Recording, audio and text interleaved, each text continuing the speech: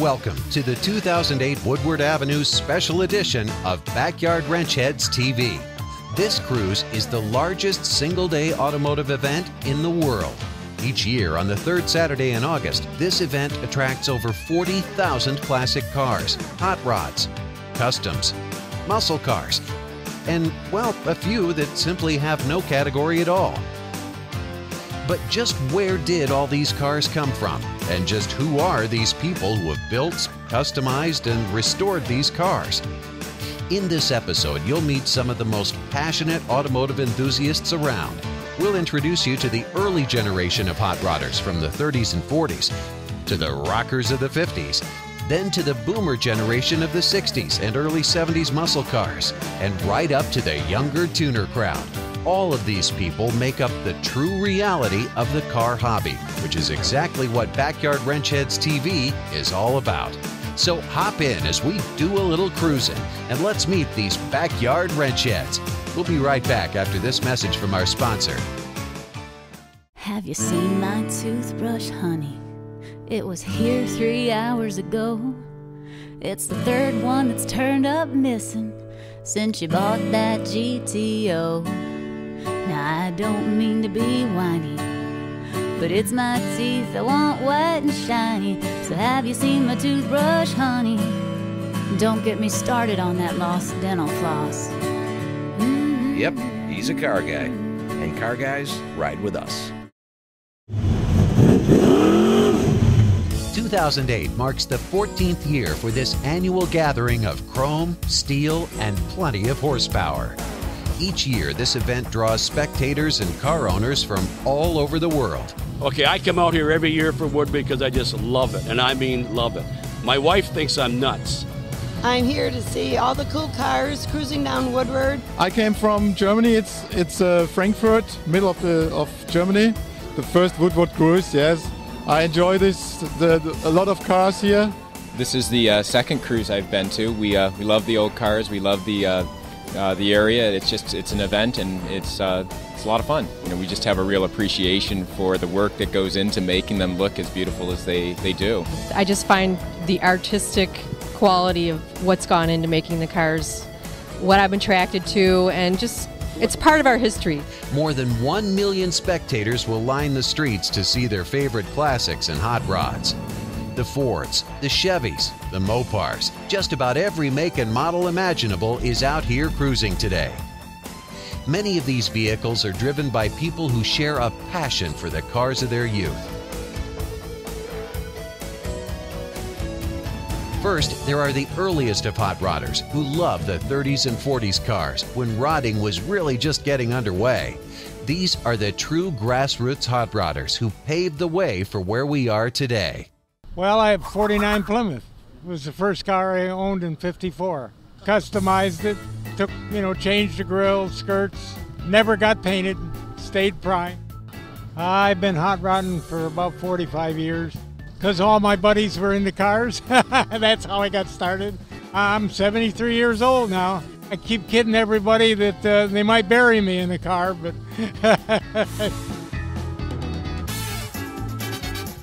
Well, what got me started in this hobby, I guess, was just pure love for cars ever since I was a kid.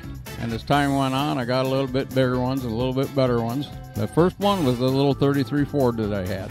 It was a hot rod. The original fenders and everything were gone off in it. Now this car here I've owned for going on 42 years, and I've actually gone through it in restoration form 3 times. I do every bit of my own work. I even prep things ready for chrome.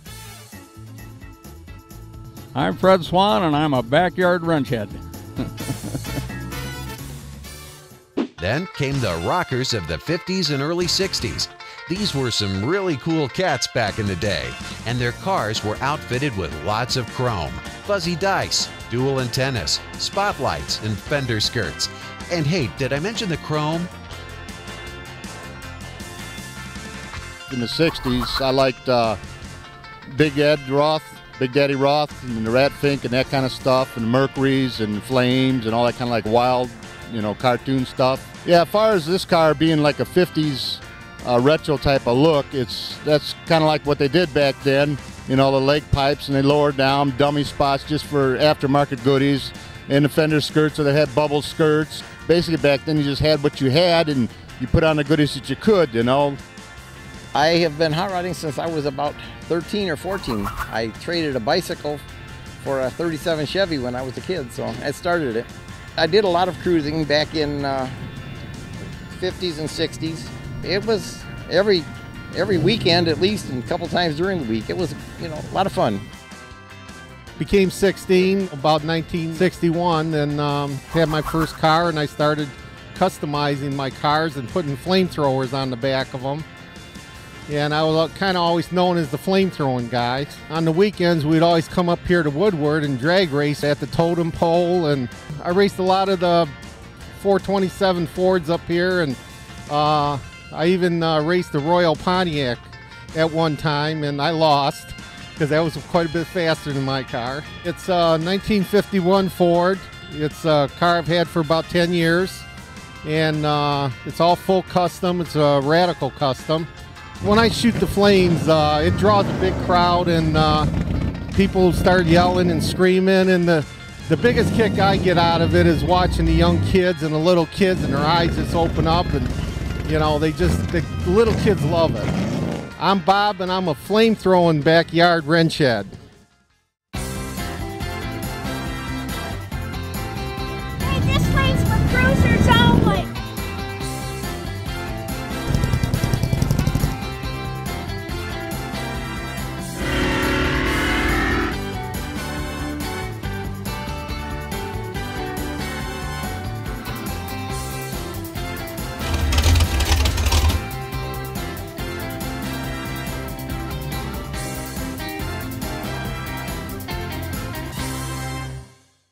Then came along the baby boomers. What a time to turn 16. Surrounded by Hemi Cudas, 302 Z28s, Shelby Mustangs, RTs, GTs, Super Bs, GTXs, GSXs, and of course GTOs. So what's an impressionable kid to do? Get hooked, of course, for life. The late 60s and early 70s had Detroit in a heated battle for dominance in an all-out muscle car war. These factory-built performance cars not only fought it out on the street, but also at the track. Remember, back then, what won on Sunday sold on Monday, paving the way for a lifetime of brand loyalty. What influenced me to be a Pontiac fan is I grew up as a GM fan. My dad's first new car was a 55 Chevy, next one was a 58 and a 61 and a 62. So I just grew up liking GM products. I think you always follow what your parents do. My favorite muscle car has to absolutely be the 64 GTO. That was the original muscle car, and I think that sort of, because of my age growing up and being in the 15, 16-year-old range when it came out, that by far was the best muscle car. My family has been GM people all along. My uncle is really the one that got me interested in going fast. He always had nice cars. I bought this car brand new in November 1968. It's a 69 Impala SS 427. I've owned it since day one. Drove it as a family car till the mid-70s, and then I put it in the garage and took it apart. It's sat apart for 23 years, but it's a complete nut and bolt. I know every screw and bolt in this car because I've touched just about every one of them. Well, what influenced me most about being a Chrysler fan is that these Mopars of the late 60s and early 70s, they strive to build the meanest, toughest muscle cars around, and I just always thought that 69 liftoff Super Bs and Roadrunners were the hottest thing that Detroit could make. Just down and dirty, in-your-face muscle, rule the street. So I bought the car, I disassembled it completely and redid everything. Every nut bolt is plated to the correct factory plating finish, all the correct hoses, all the correct wire harnesses, lots of NOS pieces, and all the detailing work was done by myself. There were a lot of muscle cars out by 1969, and from what I understand, some new rules and regulations were coming up for 1970, and Mopar their engineers got together and said, you know, it's our last chance to build the meanest street racing package we can put out. And it always impressed me about these cars that these cars are all business.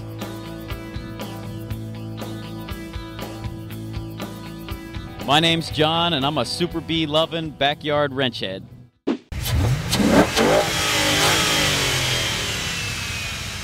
What's interesting today is that the big three muscle car battle is once again heating up. Just look around on Woodward Avenue right now. Notice how the modern-day muscle cars blend in so nicely with the ones from 38 years ago. It appears this passion will never die.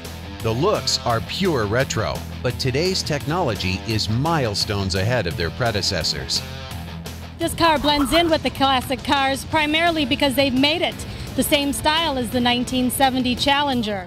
I don't know if you're familiar with the old Challenger, but the front end is a spitting image. I give Chrysler a lot of credit. They really went to a lot of trouble. I like it a lot. And of course the attention you get is wonderful because everybody can relate to the old car and the new car. Well, what I like about this car is the similarities. It has the stripes with the GT500 badging, the Cobra emblems. It brings back nostalgia that back then I couldn't afford the Mustangs I really wanted. I had just the little 6-cylinders and a few small V8s, and this one's got everything I always wanted. For us baby boomers, it brings back the style that we always loved, and that's what we want. We want the horsepower, we want the style. Well, the reason why I like Ford so much is because my stepfather worked for Ford for 33 years and retired, and so I bleed blue.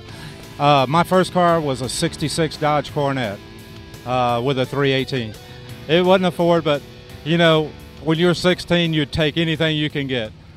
I am Mike from Arkansas, and I am a backyard wrench head. Back in the day, cruising on Woodward was the Saturday night place to be. Finding a diner or drive-in to gather at wasn't a problem. Today, most of those are gone, and hanging out is typically discouraged by the local authorities, except for Sam's Shell Station. Located right near the epicenter of the entire 16-mile cruise route, Sam welcomes cruisers and hot rodders all summer long. Even a month before the official cruise, this Shell Station's lot is packed. Here you'll find a full-blown car show with makes and models of all types, as well as plenty of spectators. Of course, Sam is counting on everyone stopping in to fill up their tanks or at least buy a cold drink and some snacks. Here at the Shell Station, we actually have people coming all year round, and we let them park in our parking lot for free until the cruise day itself. You can see there's all kinds of classic cars and hot rods and motorcycles. It's a great event.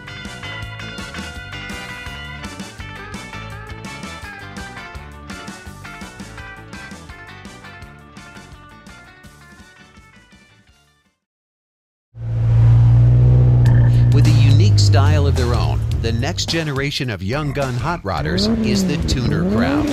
The movie The Fast and the Furious, released in 2001, brought import car tuning to the forefront of this newest group of auto enthusiasts. Their passion, personalities, and creativity can be seen today through these very tricked-out tuner cars cruising right along with the rest of the pack. A typical tuner car is a car that somebody who is of, I guess, the younger generation will take and modify and enhance and change to, I guess, better express their personality, change it so that it's faster, and make it so that it's more an extension of themselves than just something that rolls off a lot. For instance, this 97 Toyota Supra has a veil side body kit, which comes with the front clip, side skirts, and the rear end. Aftermarket TRD hood, fenders. It's got a custom interior, much larger turbo, fully built motor. We tuned last year. I put down about 520 some horsepower. There's no end to what you can do as far as enhancements, as far as modifying and making them more fun to drive, more fun to look at, and importantly, more fun to own. I bought it when I got out of high school. It was a stock purple Cavalier. Over a few years, I put a body kit on it and put an air ride system on it, and then I ended up painting it orange, shaving the door handles, pretty much everything in my garage but the paint.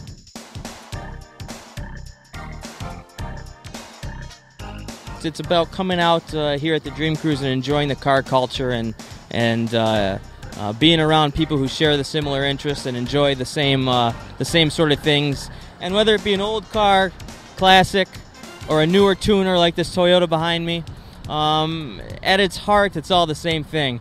Yes, there are tuners that are backyard wrench heads. Bouncing and scraping are common occurrences when cruising a lowrider. This wild action is controlled by an elaborate hydraulic and battery system typically mounted in the trunk. It's the skill of the operator that makes for a good show. Artistic paint schemes and plenty of chrome are always popular with the lowriders.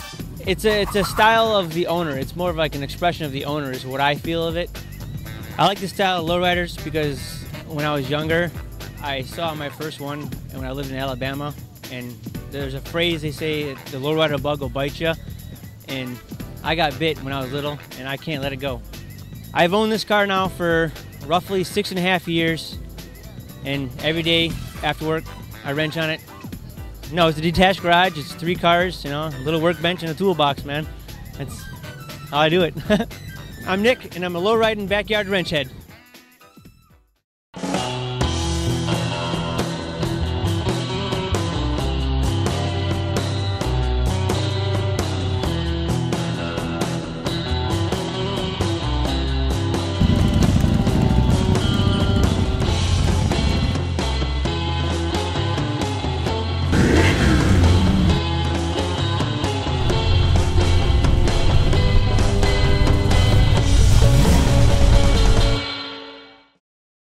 And now, even more recently, has been the emergence of a whole new culture of hot rodding, the traditional rods and the rat rods. Traditional rods are designed to look like they were built or could have been built decades ago by using as many parts as possible that were made no later than the 50s or the 60s. But these people aren't only passionate about their period-correct rides, it's also about the look, the style, the clothes, the hair. You won't find a more serious group of rodders dedicated to preserving this grassroots way of life during those early rodding years. Typical traditional rodder, usually someone who likes to build cars. They're kind of tired of modern cars, and usually it's low budget, do-it-yourself. And some people are really into the style, the whole culture. Some people just like the cars, but whatever it is, usually wrench on it yourself and something old. It's a 50 Chevy Fleetline.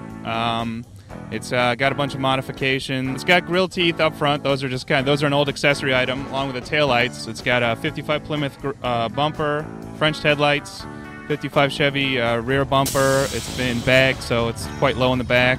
It can be a whole lifestyle for some people. That's absolutely true. You got hair like 50s hair. Mine might be described a little bit like that.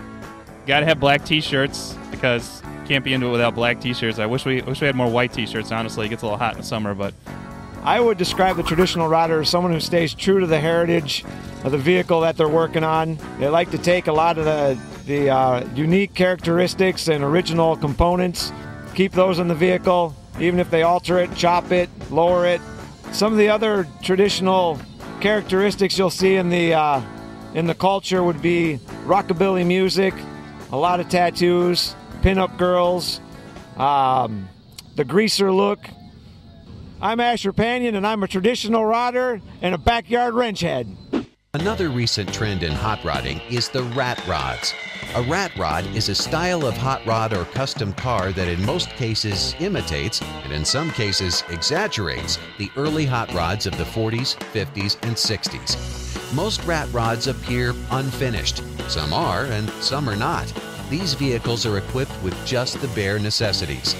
The rat rod is truly the idea of function over form. These cars are meant to be driven. Often, these builds include using old spare parts or parts from another car altogether. There are no rules when building one of these. A rat rod would be something you put together with pieces and parts you can pick up from here and there. Something that has got the rust on it and dinged up fenders, and they don't really do any spit polishing. Rat rods are becoming popular. I believe that they're easier to get into. The younger folks can get into them without a whole pocket full of money, and they can make them street legal and safe, but still look the old style. I basically built the whole thing in my garage. This is my toy. I have a lot of fun with this one. The definition of a rat rod is a car that you spent the money for performance. So you put the money in the engine, you put lots of chrome on it, but everything else is supposed to be pretty Spartan. I think rat rodders are becoming popular because, one, they're a whole lot more affordable to build, and a lot of guys can build them in their garage. Something that's pretty simple, down to the basics, no frills, easy to work on. They're usually not painted. They're more a lot more patina and natural.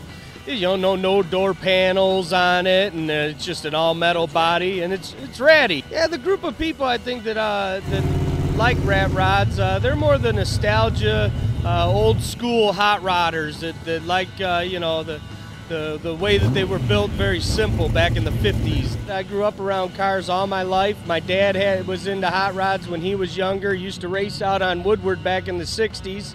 I'm Paul, and I'm a rat rod building backyard wrench head. What's really cool, however, is the fact that no matter what type of classic or hot rod they drive, these people all have several things in common: the pure love for the automobile and the passion to preserve them and enjoy them for generations to come. We hope you enjoyed this 2008 special episode of Backyard WrenchHEADS TV on Woodward Avenue. What's in your garage? This special edition of Backyard WrenchHEADS TV was brought to you by Hagerty Insurance, the worldwide leader in collector car insurance.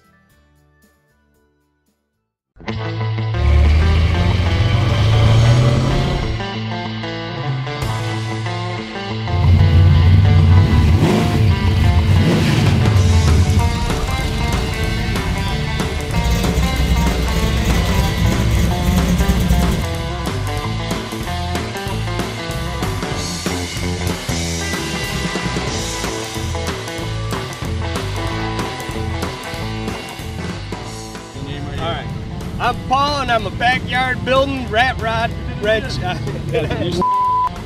I'm Paul, and I'm a rat rod building backyard wrench. You almost got it.